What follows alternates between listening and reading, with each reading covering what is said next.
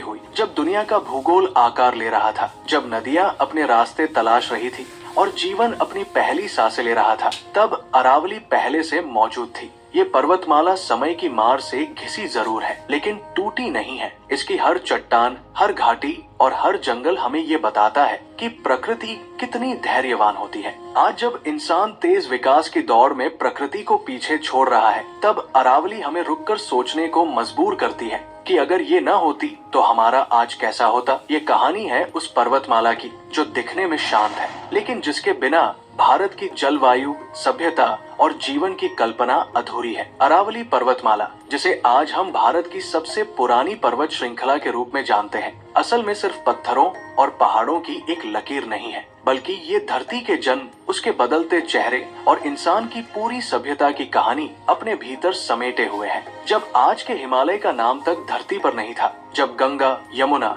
ब्रह्मपुत्र जैसी नदियां अपने मौजूदा रास्तों में बहना भी शुरू नहीं हुई थी, तब अरावली पहले से यहाँ खड़ी थी, शांत, स्थिर और समय से बहुत आगे। वैज्ञानिक मानते हैं कि अरावली की उम्र लगभग 150 करोड़ से 250 करोड़ साल के बीच है, यानी ये पर्वतमाला डायनासोरों से भी कहीं पुरानी है। उस समय धरती आज जैसी नहीं थी, न कोई इंसानी सभ्यता, न जंगलों की घनी हरियाली, न ही जीवन के जटिल रूप। चारों तरफ ज्वालामुखीय गतिविधियां थी। धरती का अंदरूनी हिस्सा लगातार हिल रहा था और उसी उथल पुथल से अरावली का जन्म हुआ। ये पहाड़ कभी बहुत ऊंचे हुआ करते थे, शायद हिमालय से भी ऊंचे, लेकिन करोड़ों वर्षों की हवा, बारिश, नदियों और मौसम की मार ने इन्हें धीरे धीरे घिस दिया। आज जो अरावली हमें कम ऊंची, टूटी फूटी और कहीं कहीं लगभग गायबसी लगती है, वो असल में समय की सबसे बड़ी विजेता है। ये पर्वतमाला गुजरात से शुरू होकर राजस्थान, हरियाणा और दिल्ली होते हुए हरियाणा के उत्तर पश्चिमी हिस्सों तक जाती है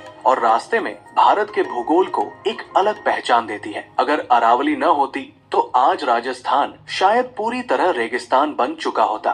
थार मरुस्थल को रोकने वाली ये एक प्राकृतिक दीवार है जो पश्चिम से आने वाली रेतीली हवाओं को आगे बढ़ने से रोकती है। अरावली ने न सिर्फ जलवायु को संतुलित रखा, बल्कि नदियों के बहाव को दिशा दी, मिट्टी को उपजाऊ बनाया और मानव जीवन के लिए जमीन तैयार की। यहीं से कई प्राचीन नदियां निकली, जिनमें से कुछ आज भी मौजूद है और कुछ समय की धूल में खो चुकी है। इतिहास की बात करें तो अरावली के आसपास ही हड़प्पा सभ्यता के कई महत्वपूर्ण स्थल मिले हैं, जो ये साबित करते हैं कि इंसान ने सबसे पहले जहां बसना शुरू किया, उनमें अरावली का बड़ा योगदान था। यहाँ तांबे की खदानें थी, जिनका इस्तेमाल हजारों साल पहले किया जाता था। प्राचीन लोग इन पहाड़ों से पत्थर, धातु और खनिज निकालते थे और अपनी जिंदगी को आगे बढ़ाते थे। यही वजह है कि अरावली को सिर्फ एक पर्वत श्रृंखला नहीं, बल्कि भारत की सभ्यता की रीढ़ कहा जाता है। समय बदला, राजाओं का दौर आया, युद्ध हुए, साम्राज्य गिरे और बने, लेकिन अरावली हर युग में खामोश गवाह बनी रही।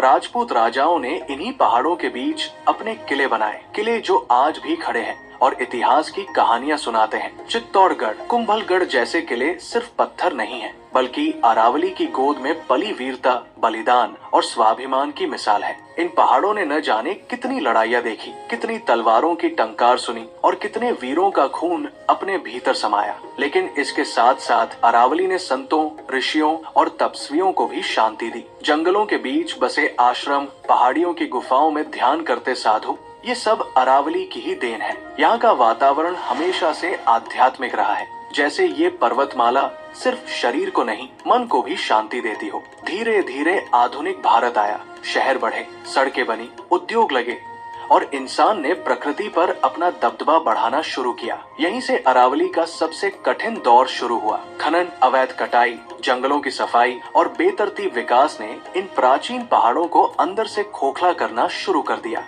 जहाँ कभी हरियाली थी, वहाँ पत्थर के ढेर रह गए। जहाँ नदियाँ बहती थी, वहाँ सूखी धाराएं दिखाई देने लगी। फिर भी अरावली ने हार नहीं मानी। आज भी ये पर्वतमाला बारिश को आकर्षित करती है, भूजल को रिचार्ज करती है और लाखों लोगों के जीवन का आधार बनी हुई है। दिल्ली, जयपुर, उदयपुर जैसे शहरों की जलवायु पर अरावली का सीधा असर है। अगर ये न होती तो ये शहर शायद रहने लायक भी न होते। अरावली का हर पत्थर हमें ये याद दिलाता है कि प्रकृति कितनी पुरानी है और इंसान कितना नया। ये पर्वतमाला हमें सिखाती है कि जो चीज समय की कसौटी पर खरी उतरती है वही असली ताकत होती है। अरावली पर्वतमाला की कहानी सिर्फ उसके अतीत तक सीमित नहीं है, बल्कि उसका वर्तमान और भविष्य भी उतना ही महत्वपूर्ण है जितना उसका इतिहास। आज जब पूरी दुनिया जलवायु परिवर्तन, पानी की कमी और पर्यावरणीय संकट से जूझ रही है, तब अरावली की भूमिका और भी अहम हो जाती है। ये पहाड़ एक प्राकृतिक जल भंडार की तरह काम करते हैं। बारिश का पानी अरावली की चट्टानों के बीच धीरे धीरे जमीन में समा जाता है और भूजल स्तर को बनाए रखता है। यही वजह है कि अरावली के आसपास के इलाकों में कुएं, बावड़िया और झीलें सदियों तक पानी से भरी रही। राजस्थान की कई